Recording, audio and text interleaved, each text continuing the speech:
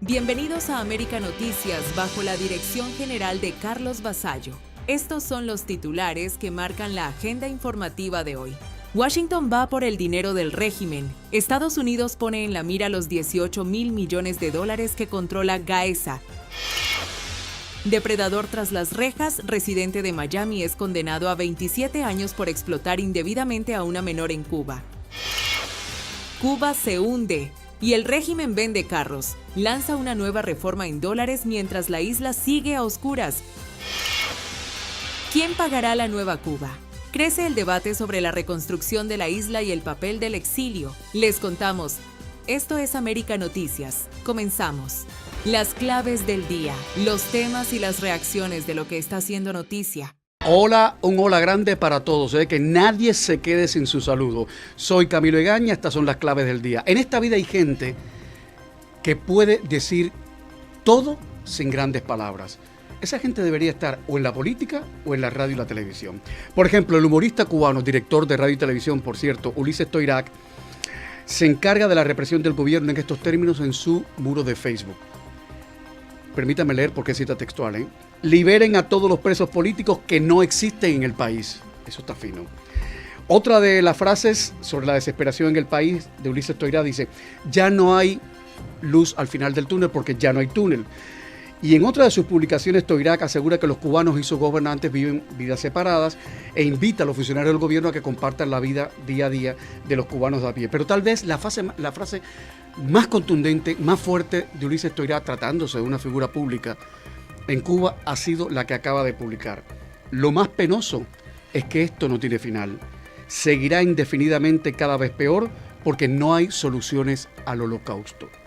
Otro humorista cubano que se llama Otto Ortiz aparece en Facebook con una botella de aceite colgada al cuello como si fuera un cadenón de oro. A poner cadenas de oro, medallones así inmensos.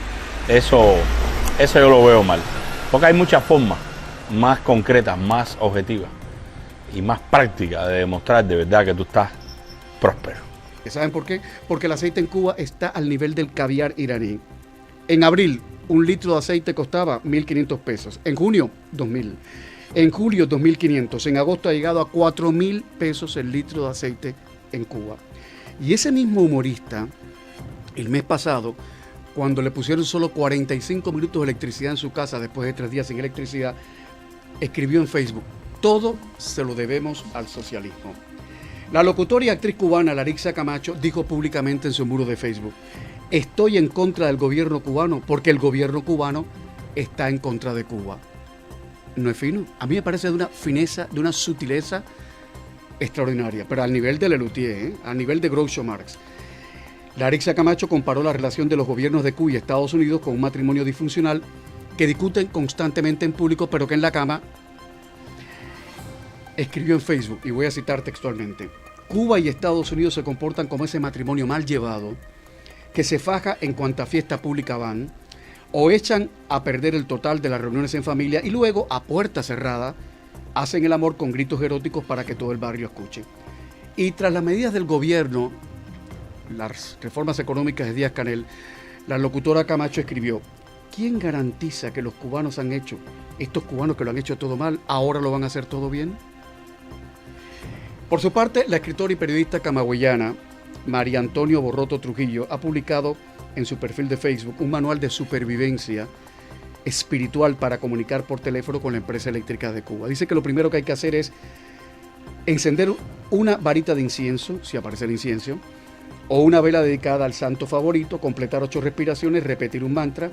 Si la línea está ocupada, que probablemente esté ocupada, más incienso, más respiración alterna, un Ave María y 2 o 3 vueltas descalzo por la habitación.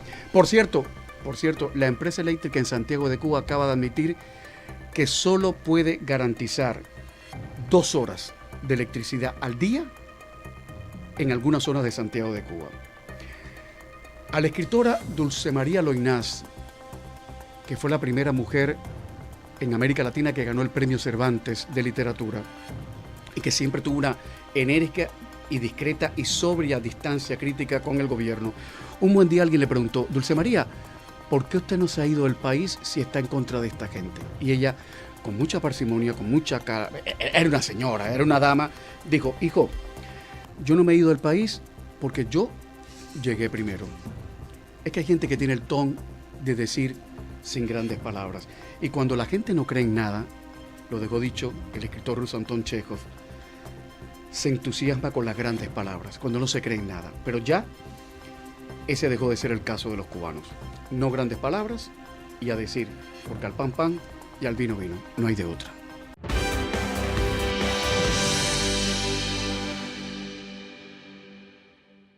Tienen una empresa militar privada que controla 18 mil millones de dólares en activos y ni un solo centavo de ese dinero se transfiere al presupuesto del Estado. Ni un solo centavo se destina a ayudar al pueblo de Cuba. La presión de Estados Unidos contra el aparato económico del régimen cubano acaba de subir de nivel. Washington cuestionó públicamente que el conglomerado militar Gaesa, considerado el principal brazo financiero del régimen, mantenga una reserva estimada en 18 mil millones de dólares, mientras millones de cubanos sobreviven entre apagones, escasez de alimentos, falta de medicinas y el deterioro de los servicios básicos. La crítica fue publicada por la Oficina de Asuntos del Hemisferio Occidental del Departamento de Estado, que lanzó una pregunta directa al régimen. ¿Por qué no utiliza Gaesa esos fondos para satisfacer las necesidades del pueblo cubano? En el mismo mensaje, la administración Trump aseguró que la crisis que atraviesa Cuba no responde únicamente a las sanciones estadounidenses, sino a lo que calificó como la incompetencia del régimen, mientras el conglomerado militar continúa concentrando buena parte de la riqueza del país. El señalamiento se apoya en una investigación publicada por el Nuevo Herald y Miami Herald, basada en documentos financieros internos de Gaesa correspondientes a 2023 y 2024. Los registros revelan que el conglomerado mantenía activos líquidos cercanos a 18 mil millones de dólares, de los cuales aproximadamente 14.500 millones permanecían depositados en cuentas bancarias bajo control del propio grupo. Los documentos también muestran que solo durante el primer trimestre de 2024, Gaesa obtuvo ganancias superiores a 2.100 millones de dólares, mientras su empresa más importante, Cymex, reportó ingresos por 3.400 millones y beneficios cercanos a 1.200 millones. El conglomerado controla sectores estratégicos como el turismo, las remesas, las tiendas en divisas, las gasolineras, las casas de cambio, el comercio exterior y buena parte de la zona especial de desarrollo Mariel.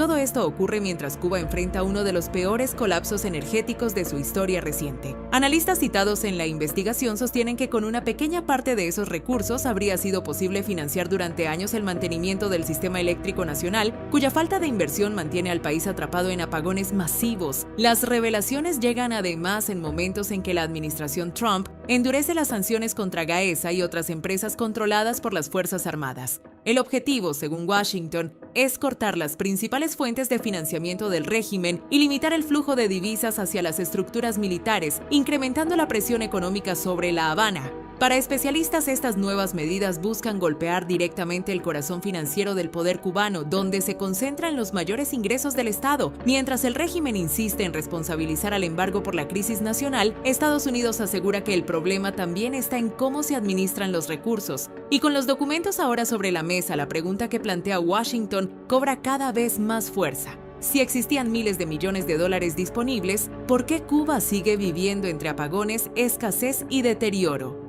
Informó Leticia Grau para América Noticias.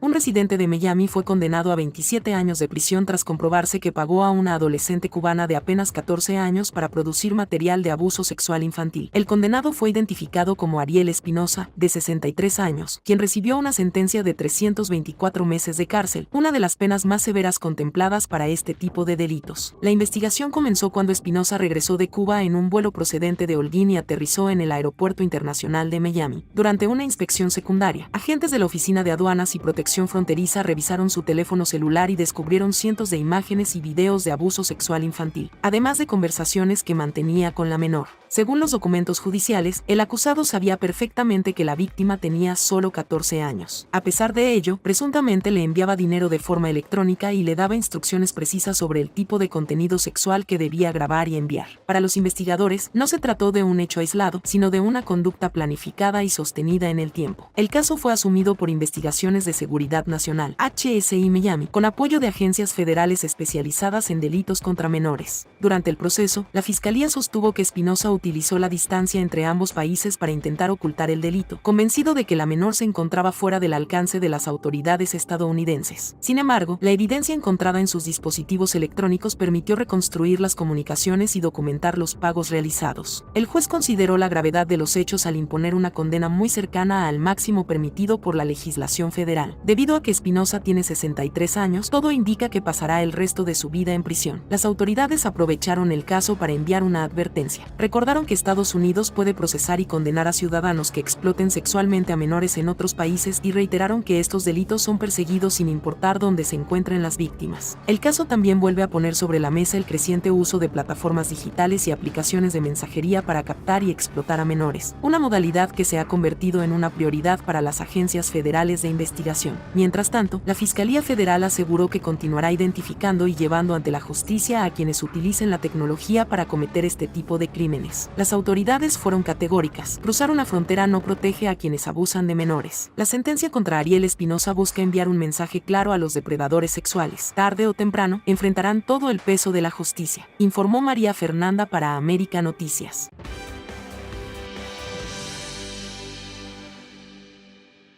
Existía un límite de la cantidad de vehículos que se podía comprar, tanto las personas naturales como jurídicas.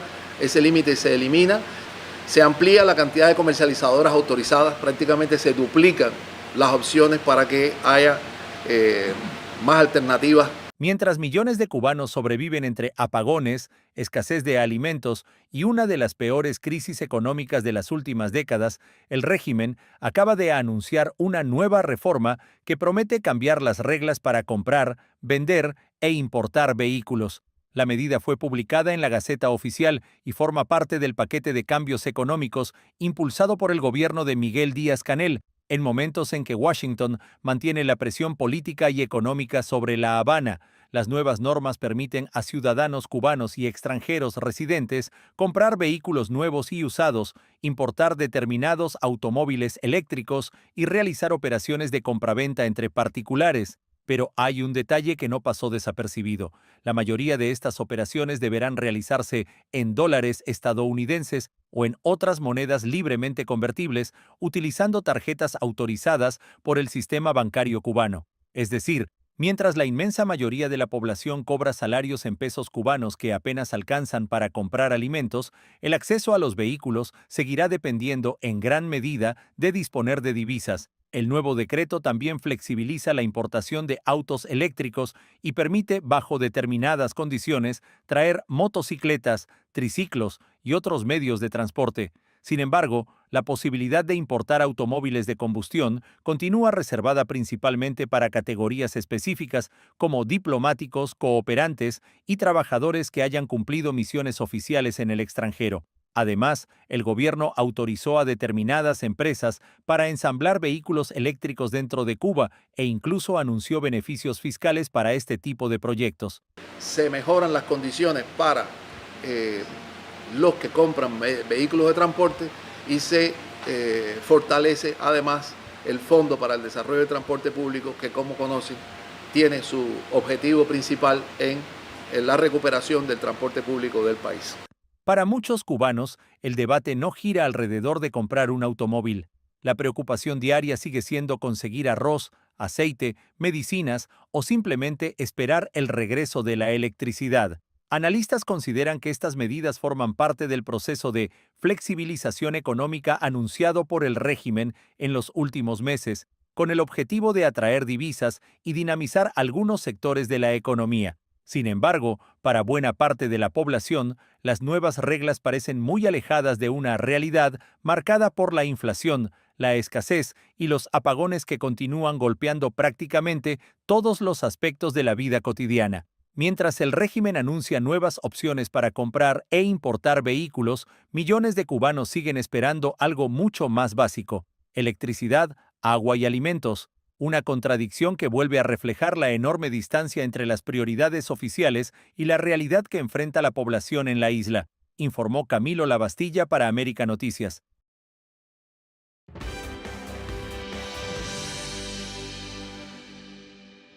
La reconstrucción de Cuba vuelve a colocarse sobre la mesa en medio del creciente debate sobre el futuro de la isla. Mientras algunos comparan ese eventual proceso con un plan Marshall, otros advierten que el desafío va mucho más allá del dinero. También surge una pregunta clave sobre el papel que podrían desempeñar Estados Unidos, el exilio cubano y la inversión privada. Analizamos qué tan viable sería la recuperación económica de Cuba y cuáles serían las condiciones necesarias para que ese proceso pueda comenzar. Juan Milian, ¿y cuál sería la alternativa a no establecer un control monopólico por parte de las compañías americanas en Cuba? ¿Cuál sería la alternativa? ¿Cuál sería el choice ahí? Yo no creo que haya buena alternativa para el pueblo de Cuba, porque tanto han desgastado el sistema, no lo han reparado, no lo han modernizado. Yo creo que el problema es un problema que no tiene solución fácil. Yo creo que todo está sobre la mesa, todo se debe negociar. El problema para Cuba como nación, para el pueblo cubano, es que no hay recursos económicos, ni aún cogiendo los recursos que se ha robado Gaesa, esa compañía que lo que es un frente económico de la mafia militar cubana. No creo que existan los recursos para reconstruir esa nación. Entonces va a ser esencial tener préstamos de organizaciones internacionales de los Estados Unidos de América y garantías por el gobierno americano y quizás otros gobiernos para reconstruir y reestructurar ese sistema. Vamos a ser sinceros, sin una infraestructura económica, sin un sistema de transporte, de agua potable, de electricidad, ningún país puede prosperar ni puede avanzar. Claro que no. Y nuestros adversarios, y no le digo enemigos porque quiero mantener algún sentido de civilidad, pero la realidad es que arrasaron con todo. Mira, la industria azucarera la destruyeron. La ganadería en Cuba, Fidel Castro con sus estúpidos narcisistas experimentos acabó. El tabaco es la única cosa que queda y algunos todavía dicen que no sigue siendo ni de la cantidad ni la calidad que debe de ser. Lo demás que había en Cuba, estructural, han arrasado. Hasta el Foxa, que yo me recuerdo de niño ver el Foxa, un edificio tan moderno. Sí. Pero un desastre. Yo hablé con un muchacho cubano que se crió allá y me dijo, los elevadores no trabajan, el agua no funciona. Entonces, es reconstruir un país de 7, 8, 9 millones de habitantes, lo que queda en Cuba, desde el principio hasta el fondo. Eso se demora por lo menos una década, aún garantizando un plan Marshall. Yo sé que se habla mucho de crear un plan Marshall. Esa era mi próxima pregunta. Bueno, el problema con el plan Marshall, que creo que Carlos Saladriga, un hombre muy respetado de negocio, ha propuesto, yo creo que es una gran idea. El problema es de dónde viene ese dinero. Y la otra pregunta es quién garantiza ese dinero y cuáles son los intereses sobre ese dinero. Esos son temas muy delicados, porque si Cuba, y el mismo Saladriga lo ha reconocido, creo que en una entrevista en El País, esta de semana. España, bueno, pero dijo una cosa que yo creo que está muy cerca de todos los cubanos. Si Cuba peleó tanto por su independencia y derramó tanta sangre y después perdió por tratar de establecer una república limpia y sincera, se va a entregar ahora a intereses extranjeros, sean de los Estados Unidos. Yo soy americano, yo soy ciudadano americano, pero yo no creo que los Estados Unidos, en ningún país, debe estar en un papel de tratar de imponer algún nuevo tipo de sistema de imperialismo del siglo XXI. Primero, porque eso no es buen negocio, pero segundo, porque el resentimiento que se va a crear es enorme. Nosotros los Estados Unidos cometió el error en muchos casos de intervenir en algunos países, como en Irán, por ejemplo, con el golpe de Estado para imponer el Shah de Irán en contra del gobierno electo de Mossadegh. Y entonces eso ha creado un resentimiento. Ningún iraní que yo he hablado nunca en mi vida, sea a favor o en contra de los talibanes que están ahí, yo creo que está a favor de ese tipo de intervención. Y no creo que los cubanos que quieran ver Cuba libre, independiente, soberana, estén a favor de entregarle el futuro de la isla a ningún otro país. Juan Milian, un abrazo fuerte.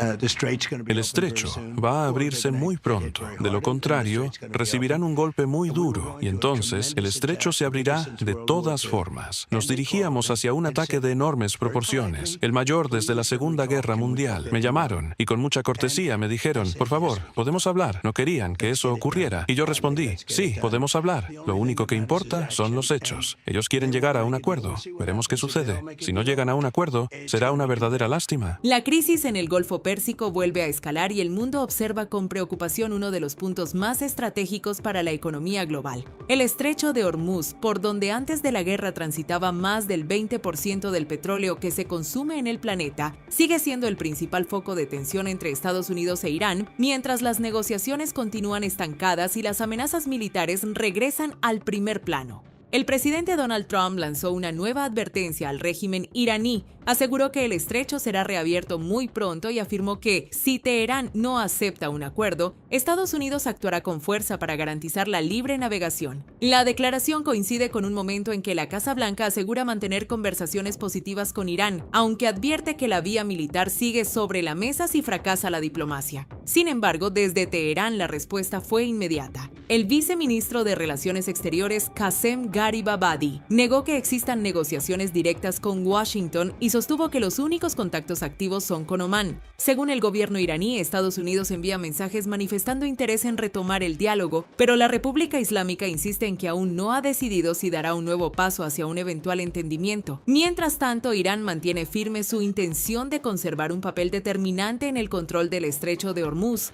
Las conversaciones con Omán buscan establecer un nuevo mecanismo de supervisión del tráfico marítimo que otorgaría a Teherán una participación directa en la vigilancia de las embarcaciones y en el cobro de tarifas relacionadas con la seguridad y la protección ambiental, una propuesta que Washington observa con enorme preocupación. La tensión también se expande más allá del Golfo. En las últimas horas se reportó el ataque contra un buque en el Mar Rojo y continúan las amenazas iraníes contra Ucrania tras los recientes ataques a intereses vinculados con Teherán en el Mar Caspio. Analistas advierten que el conflicto ya dejó de limitarse a un enfrentamiento bilateral y comienza a involucrar a nuevos actores en distintos frentes de la región. Aunque los mercados han reaccionado con relativa calma ante la posibilidad de un acuerdo, el tráfico marítimo continúa muy por debajo de los niveles normales y la incertidumbre mantiene en alerta a las principales economías del mundo. Cada día que el estrecho permanece parcialmente bloqueado aumenta el riesgo de una nueva escalada militar con consecuencias imprevisibles para la estabilidad internacional,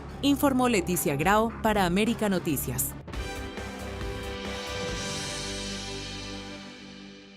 La confrontación entre Washington y La Habana sigue escalando. Ahora es el embajador del régimen cubano en México quien entra de lleno en la ofensiva política contra la administración del presidente Donald Trump y especialmente contra el secretario de Estado, Marco Rubio. En una serie de mensajes publicados en la red social X, el diplomático Eugenio Martínez Enríquez calificó de mentirosos y parlachines a varios funcionarios del Departamento de Estado que en los últimos días han participado en entrevistas con medios estadounidenses para denunciar las actividades del régimen cubano y defender el endurecimiento de las sanciones contra la isla. El embajador aseguró que Washington desarrolla una campaña de propaganda para justificar el embargo y aumentar la presión sobre La Habana. También rechazó las afirmaciones de funcionarios estadounidenses que responsabilizan al régimen por el colapso del sistema eléctrico cubano y por la profunda crisis que vive el país. Las declaraciones no llegan en un momento cualquiera. Durante las últimas semanas, la administración Trump ha intensificado su estrategia contra el régimen cubano con nuevas sanciones económicas, restricciones de visas, medidas contra empresas controladas por el aparato militar y un incremento de las operaciones de inteligencia, mientras Marco Rubio mantiene un discurso cada vez más duro contra la cúpula comunista.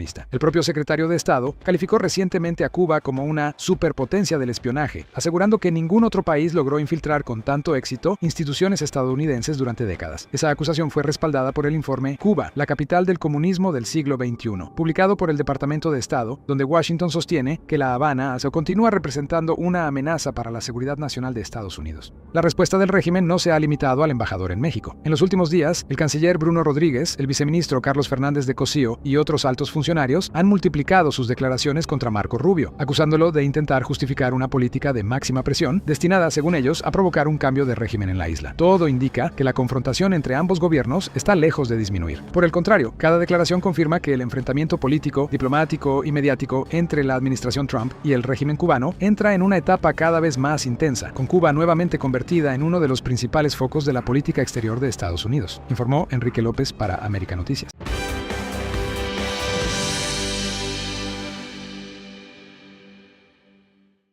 Tendremos que darle instrucciones a los guardafronteras de no obstaculizar la salida de embarcaciones que quieran viajar a Estados Unidos y de no obstaculizar la salida de embarcaciones que quieran venir de Estados Unidos a recoger aquí familiares y ciudadanos cubanos.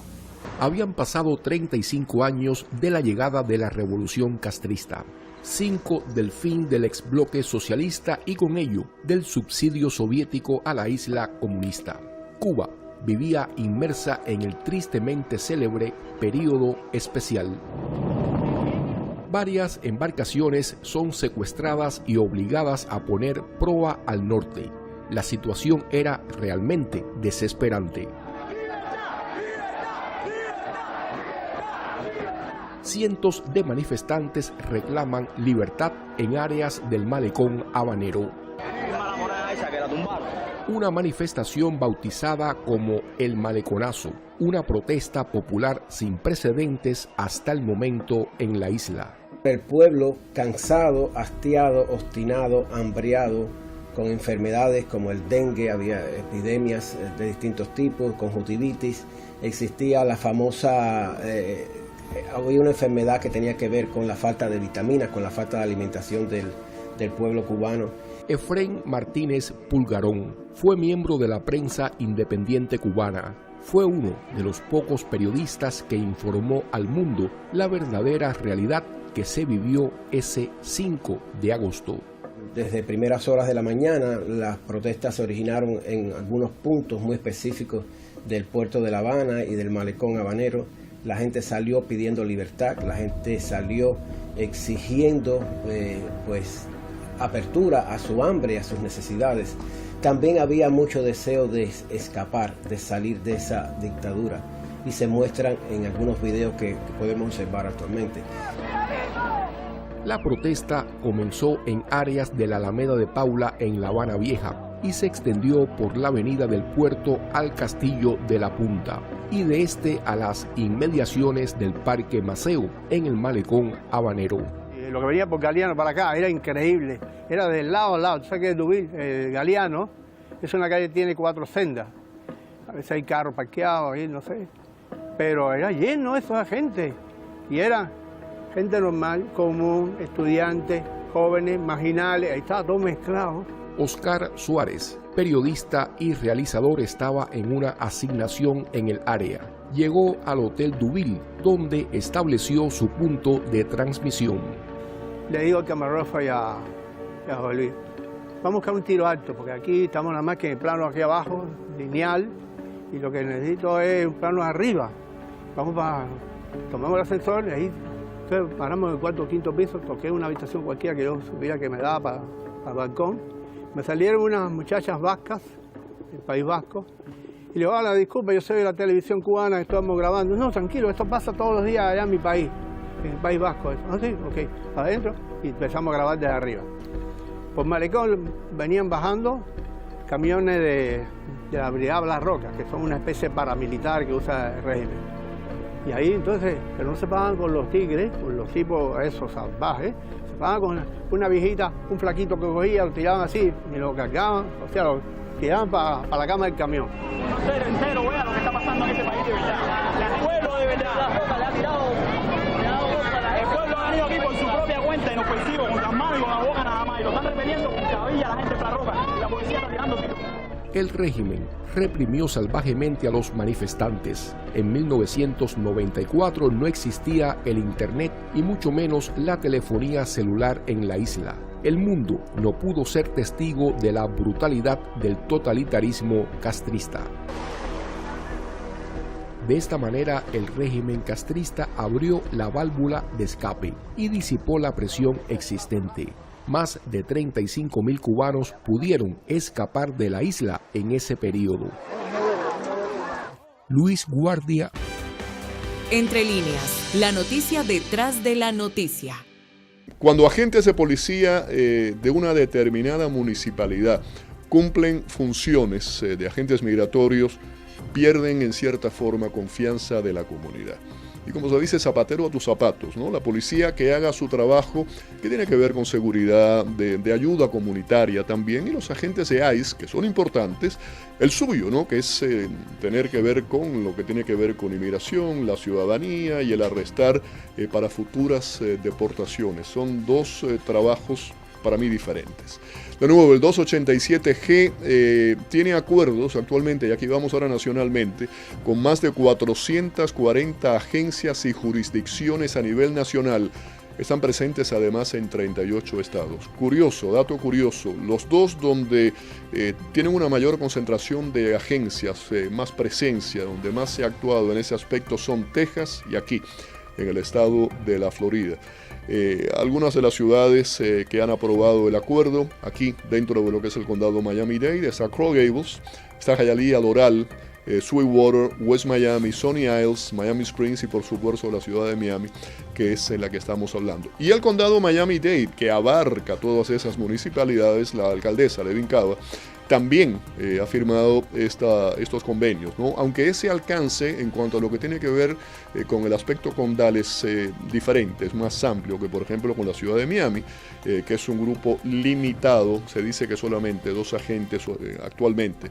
El acuerdo condal abarca la agencia del sheriff y también las cárceles, es mucho más amplio. De nuevo, la firma del acuerdo es voluntaria, eso es lo que se dice, pero pueden tener sanciones administrativas, recortes de dinero de Tallahassee, también este tema nos lleva a las ciudades santuarios, ¿no? Aunque es algo diferente, y las ciudades santuarios desde 2019 están prohibidas aquí en la Florida. ¿Qué va a ocurrir en Miami? Son políticas y políticos, así que intereses también.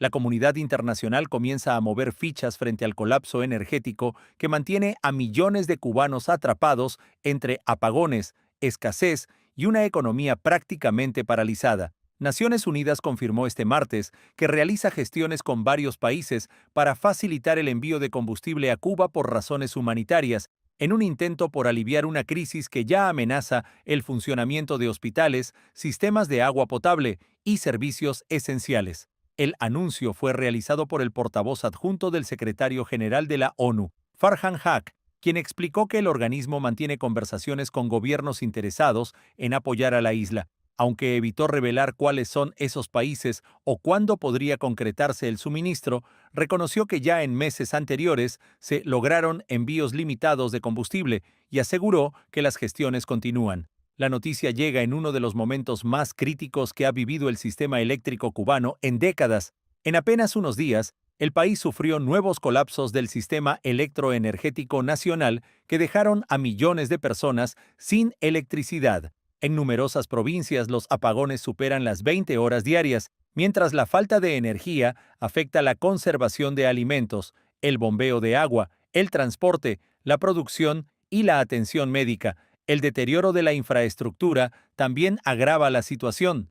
Varias termoeléctricas operan con más del doble de su vida útil, las averías son constantes y la escasez de combustible impide mantener estable la generación eléctrica. A eso se suma la falta de piezas de repuesto y las dificultades financieras que enfrenta el país para importar insumos básicos. Mientras La Habana insiste en responsabilizar a las sanciones estadounidenses por la crisis, Washington mantiene una posición muy distinta.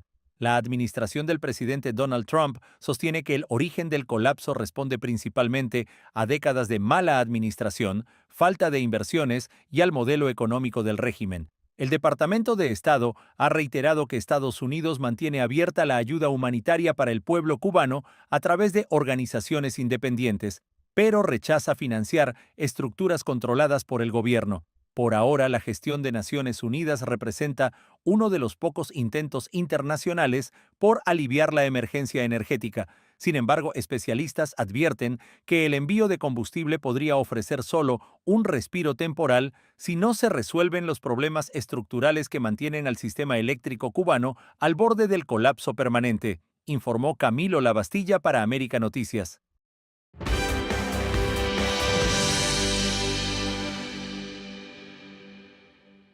El Centro de Información Legal Cubalex denunció una audiencia este martes en la Comisión Interamericana de Derechos Humanos en Washington la creciente militarización de la sociedad cubana, como si hubiera un estado de emergencia en la isla.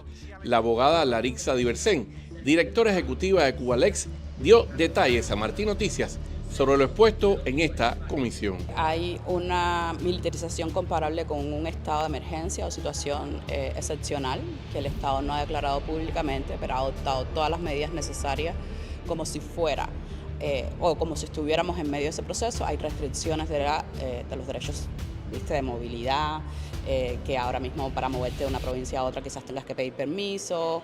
Entonces eso es lo que nos preocupa a nosotros. Y las audiencias sobre el tema cubano en esta Comisión Interamericana de Derechos Humanos en Washington también denunciaron cómo el agravamiento de la crisis en la isla está impactando sobre todo en la población anciana de ese país. La población adulta mayor está peor que incluso que la media de toda la población. Yaxis Cires, director de estrategias del Observatorio Cubano de Derechos Humanos, comentó a Martín Noticias lo que denunció esta organización en esta audiencia. Que si hay que ponerle un rostro a esa crisis es la de un adulto mayor. Si uno analiza el comportamiento de, por ejemplo, de la situación de la vivienda, de la escasez de alimentos, de medicina, vemos que en los adultos mayores eso se agrava, es peor. Es una población que se va apagando lentamente. Elaine Acosta, directora ejecutiva de Cuido 60 Observatorio de Envejecimiento, organización que convocó a la audiencia sobre este tema en la Comisión Interamericana de Derechos Humanos, señaló a Martín Noticias cómo las personas mayores son las que están asumiendo el mayor costo de la crisis en Cuba.